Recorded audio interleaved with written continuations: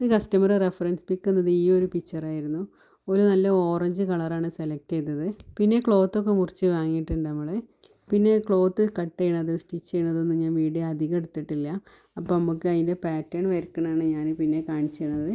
Shawl ഞാൻ എപ്പോഴും ഒരു 35 വിടത്തിലാണ് ഞാൻ കട്ട് ചെയ്തെടുക്കൽ. പിന്നെ ഞാൻ പാറ്റേൺ വരച്ചതാണ് ഈ കാണിക്കുന്നത്. അപ്പോൾ നമുക്ക് കസ്റ്റമർ അളവ് തന്നത് ഇതായിരുന്നു. ഫുൾ ലെങ്ത്ത് 56 ഇഞ്ചും പിന്നെ ബോഡി ലെങ്ത്ത് 15 ഇഞ്ചും പിന്നെ ഷോൾഡർ വന്നിട്ട് 14 ഇഞ്ച്. പിന്നെ കസ്റ്റമർ സ്ലീവ് തന്നിട്ട് ഫുൾ ലെങ്ത്താണ് തന്നിരുന്നത്. 23 ഇഞ്ചിലാണ് ഫുൾ ലെങ്ത്ത് എടുത്തിട്ടുണ്ടായിരുന്നത്.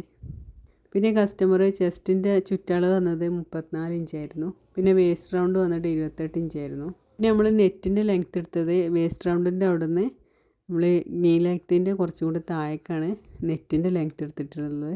പിന്നെ നമ്മൾ സ്കേർട്ട് പാർട്ടിൻ്റെ ലെങ്ത്ത് എടുത്തത് ഫുൾ ലെങ്ത്തിൽ നിന്ന് ബോഡി പാർട്ട് കുറച്ചിട്ടാണ് 41 ഇഞ്ചാണ് കിട്ടിയിട്ടുള്ളത്. ഈ ഒരു അളവ് വെച്ചിട്ട് സ്റ്റിച്ചിങ്ങിൻ്റെ തയ്യൽ തുമ്പൊക്കെ കൂട്ടിയിട്ട് ഞാൻ പേപ്പറിൽ പാറ്റേൺ കട്ട് ചെയ്യണതാണ് കാണിക്കുന്നത്. അപ്പോൾ നമുക്ക് ബോഡി പാർട്ട് 16 ഇഞ്ച് ലെങ്ത്തിൽ 12 ഇഞ്ച് വിടുത്തുള്ള ഒരു ക്ലോത്തിലാണ് നമ്മൾ ആദ്യം പാറ്റേൺ കട്ട് ചെയ്യണത് ബോഡി പാർട്ട്. ഷോൾഡർ 7 ഇഞ്ചും പിന്നെ നെക്കിൻ്റെ വിടുത്ത് വന്നിട്ട് 3 ഇഞ്ചും പിന്നെ ഫ്രണ്ടിലെ നെക്ക് വന്നിട്ട് 5.5 ഇഞ്ചുമാണ് എടുത്തിട്ടുള്ളത്. പിന്നെ ആം ഹോൾ 7 ഇഞ്ചിൽ അടയാളപ്പെടുത്തിയിട്ടുണ്ട്.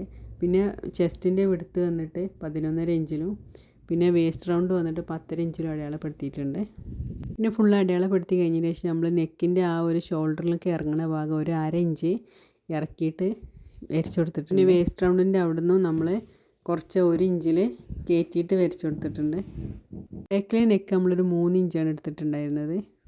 അങ്ങനെ ബോഡി പാർട്ട് കട്ട് ചെയ്ത് കഴിഞ്ഞതിന് ശേഷം നമ്മൾ ഫ്രണ്ട് പാർട്ടിലെ ക്ലോത്ത് മാത്രം എടുത്തിട്ട് ഇതിൻ്റെ ആം ഹോൾ ഒന്നും കൂടി കുഴിച്ച് വെട്ടി കൊടുക്കുകയാണ് ചെയ്യൽ. ഇനി നമുക്ക് സ്ലീവാണ് കട്ട് ചെയ്യാനുള്ളത്. സ്ലീവ് കട്ട് ചെയ്യാൻ വേണ്ടിയിട്ട് ഞാൻ 24.5 ഇഞ്ചാണ് ലെങ്ത്ത് എടുത്തത്. സ്ലീവിൻ്റെ വിടുത്ത് മുകൾ ഭാഗത്ത് 10ഉം പിന്നെ 9 ഇഞ്ചും പിന്നെ താഴ്ഭാഗത്ത് ഒരു 5 ഇഞ്ചുമാണ് എടുത്തത്. അങ്ങനെ ആ ഒരു വിടത്തിൽ നമ്മൾ കട്ട് ചെയ്തെടുക്കുകയാണ് ചെയ്തിട്ടുള്ളത്. പിന്നെ അതിൻ്റെ നടുഭാഗം ഒന്ന് അടയാളപ്പെടുത്തി കഴിഞ്ഞതിന് ശേഷം പിന്നെ അതിൻ്റെ സ്ലീവിൻ്റെ 2 ഭാഗത്തിൻ്റെ ഫ്രണ്ട് പാർട്ട് മാത്രം എടുത്തിട്ട് കുറച്ചൊന്ന് കുഴിച്ച് വെട്ടി കൊടുത്തിട്ടുണ്ട്. ഈ ഭാഗം നമ്മൾ മാറി പോകാതിരിക്കാൻ ശ്രദ്ധിക്കണം. ഇനി നമുക്ക് സ്കേർട്ടിൻ്റെ പാർട്ടാണ് വെട്ടുള്ളത്. ഞാൻ ഡബിളാക്കിയിട്ടാണ് ഇതിന് തുണി എടുത്തിട്ടുള്ളത്. അപ്പോൾ നമ്മൾ ഈ ഒരു മടക്കി കൊടുത്ത ഈ ഭാഗത്താണ് വേസ്റ്റ് റൗണ്ട് അടയാളപ്പെടുത്തി കൊടുക്കൽ. പിന്നെ ഈ ക്ലോത്തിൻ്റെ വിടുത്ത് ഒന്നായിട്ട് വന്നിട്ട് 46 ഇഞ്ചായിരുന്നു. പിന്നെ ഞാൻ മുറിച്ച് വാങ്ങിയത് 4.5 ഇഞ്ചുള്ള ഒരു ക്ലോത്തായിരുന്നു. ഫസ്റ്റ് ഇതിനെ അടയാളപ്പെടുത്തിയത് നമ്മൾ വേസ്റ്റ് റൗണ്ടാണ്. വേസ്റ്റ് റൗണ്ട് 8 ഇഞ്ചാണ് അടയാളപ്പെടുത്തിയത്. കുറച്ചൊരു വട്ടത്തിലാണ് അടയാളപ്പെടുത്തി കൊടുത്തത്. പിന്നെ ഇതിൻ്റെ ലെങ്ത്ത് വന്നിട്ട് നമുക്ക് 41 ഇഞ്ചാണ് കിട്ടിയിട്ടുള്ളത്. അതിന് വേണ്ടിയിട്ട് ഒരു 1/2 ഇഞ്ച് 2 ഭാഗത്തും കൂടി കൂട്ടിയിട്ട് 42 ഇഞ്ചാണ് ലെങ്ത്ത് എടുത്തിട്ടുള്ളത്. ഈ 42 ഇഞ്ച് എല്ലാ ഭാഗത്തും അടയാളപ്പെടുത്തി കൊടുക്കുമ്പോൾ നമ്മൾ നീളത്തിൽ നിന്ന് കുറച്ചൊരു കുറവുണ്ടാവും. അത് നമ്മൾ ആ ബാക്കി ഭാഗത്തു നിന്ന് കട്ട് ചെയ്തിട്ട് ഇവിടെ പീസ് വെച്ചിട്ട് അഡ്ജസ്റ്റ് ചെയ്തുകൊണ്ട് ഏച്ച് കൊടുക്കുകയാണ് ചെയ്യൽ. അല്ലെങ്കിൽ 5.5 മീറ്റർ ക്ലോത്തൊക്കെ വാങ്ങണവരുണ്ടെന്നുണ്ടെങ്കിൽ ചിലപ്പോൾ ഇത് ഫുള്ളായിട്ട് കിട്ടാൻ സാധ്യതയുണ്ട്. എന്നാലും ചിലപ്പോൾ വീതി കുറവുള്ള ക്ലോത്തൊക്കെ ഉണ്ടെന്നുണ്ടെങ്കിൽ അപ്പോൾ നമ്മൾ എങ്ങനെയായാലും ഈ ഒരു പീസ് ഇവിടെ ഏച്ച് കൊടുക്കണതാവും നല്ലത്. അപ്പോൾ ഈ പീസ് ഏച്ച് കൊടുക്കൽ എപ്പോഴും ഈ ഒരു മോഡലിലാണ്. കാരണം നമ്മൾ കട്ട് ചെയ്യുമ്പോൾ ഇങ്ങനെ മോഡലാണ് നമ്മൾ ആ ഒരു പീസ് കിട്ടില്ല. അപ്പോൾ അത് തിരിച്ചിട്ട് ഇങ്ങോട്ട് വെച്ച് കൊടുക്കണം ചെയ്യൽ. അങ്ങനെ അത് കട്ട് ചെയ്ത് കഴിഞ്ഞതിന് ശേഷം ഞാൻ ആ പീസ് മനസ്സിലാവാൻ വേണ്ടിയിട്ട് അവിടെ തന്നെ ഇട്ട് ഒട്ടിച്ച് കൊടുക്കുകയാണ് ചെയ്തിട്ടുള്ളത്. നമുക്ക് സ്കേർട്ടിൻ്റെ മേൽഭാഗത്തുള്ള ആ നെറ്റ് ക്ലോത്ത് നമുക്ക് കട്ട് ചെയ്തെടുക്കാം.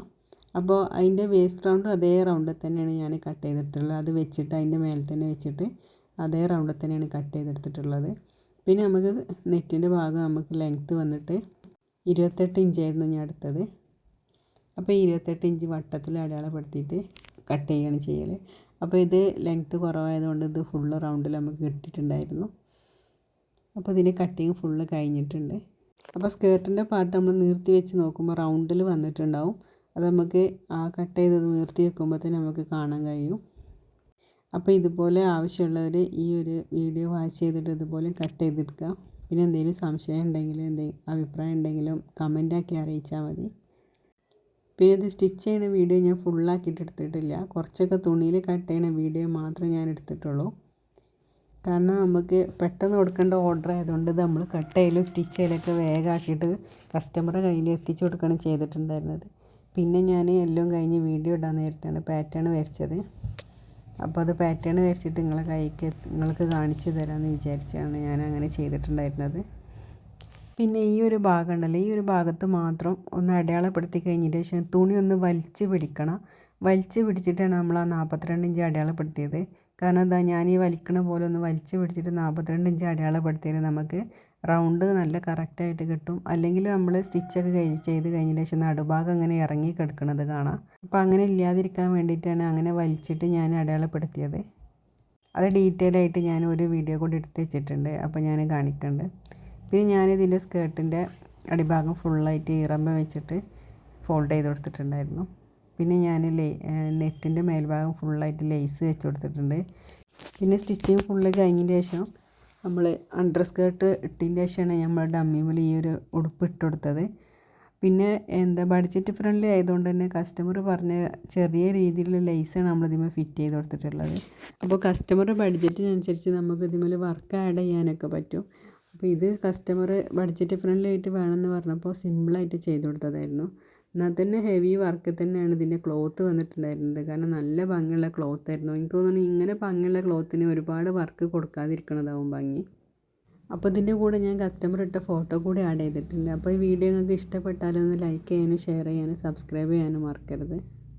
അപ്പോൾ പുതിയൊരു ഡ്രസ്സിൻ്റെ ഡീറ്റെയിൽ ആയിട്ട് അടുത്ത വീഡിയോയിൽ കാണാം.